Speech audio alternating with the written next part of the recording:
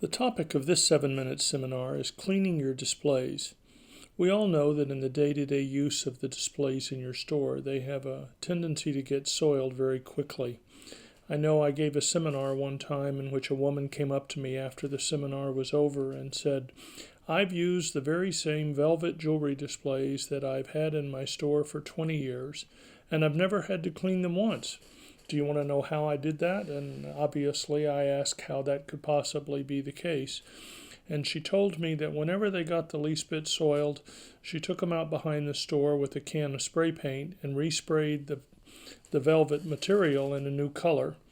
Well, I could just picture these crusty jewelry displays holding this fine jewelry, and wondered how that could be a logical solution. Assuming you're not ready to spray paint your displays, let me give you a couple of other options on ways that might be able to bring them back to life. First of all, let's talk about the fact that there are really two different types of stains that you find in on-jewelry displays. One is ballpoint pen or felt tip marker ink from a pen, and the second is everything else. By everything else, I mean perspiration, makeup, jeweler's rouge, and all the other products that are involved in a jewelry store.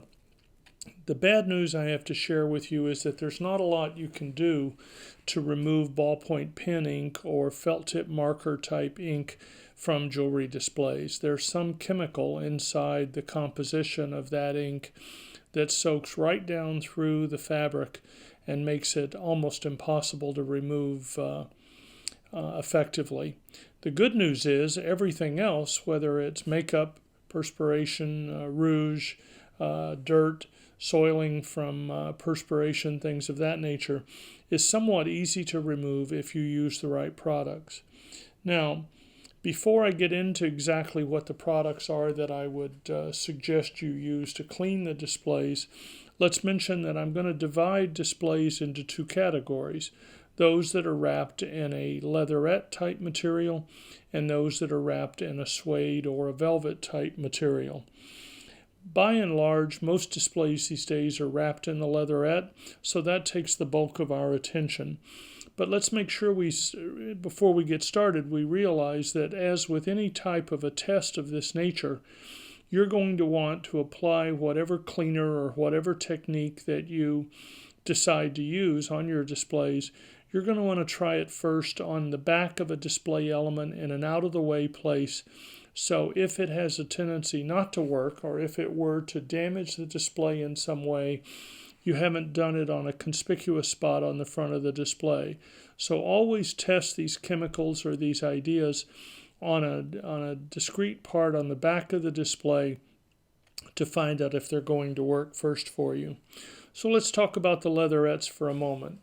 One of the issues with leatherette is that it's actually a coating that has a varnish on the top of it. Imagine for a moment a wooden desk or a wooden table, and how if you were to scrape through the clear varnish that's on the top of that desk, the wood that you see underneath it is shown as a different color. The varnish changes the color of the wood underneath. Well, the leatherette is precisely the same way. There is a clear varnish coat on the top of the actual leatherette that gives it that protective coating and helps with the color fastness. One of the things you have to be very careful of in cleaning any kind of a leatherette material is that you don't rub too hard. There's a tendency on the person's part to scrub the leatherette like you were scrubbing a pair of leather sneakers or something, and if you do that, you'll scratch through that varnish coating on the top of the leatherette very, very quickly. Once you've done that, there's no way to repair that damage. The leatherette that you're looking at on the exposed part where you've rubbed it away is a different color and will yellow and will look dirty very quickly, and you've pretty much ruined the display element at that point. So you'll always want to let the chemical or the product that you're using to clean the display do the work, and you want to apply a very light touch. When it comes to what kind of a product to use, I've had the best success with a product called Simple Green.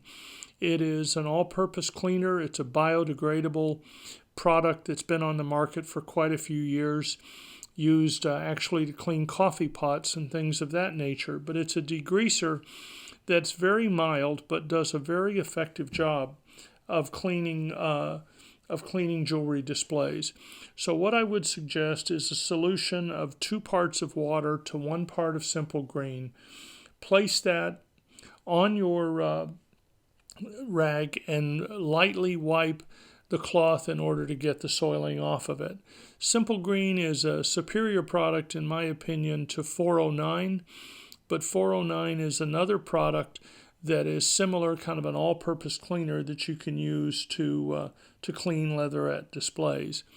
If you're talking about suede displays, those seem to be cleaned best with a product like a K2R spot remover, or actually you can also use the diluted Simple Green on those.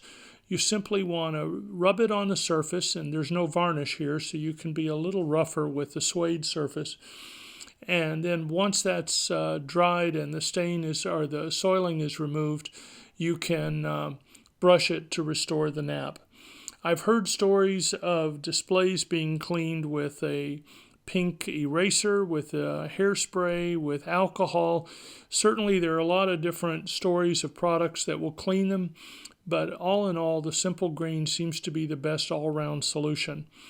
If you're talking about cleaning the actual floorboards in your showcase, it's possible that those have gotten soiled because you've removed the trays off of them every night to put them in the safe, and there's soiling that comes from that movement back and forth. Again, Simple Green, being a decent degreaser, will remove those stains. If the floorboards continue to look soiled and just don't look attractive, it's probably a good idea to change the floorboards anyway. I recommend that the floorboards in a showcase be changed every couple of years just to give the showcase a fresh look. And at a cost of about $40 per floorboard per showcase, it's an inexpensive way to make your showcases look more lively and revised without spending a great deal of money. I hope these points are helpful to you, and I look forward to talking to you again on another 7-minute seminar.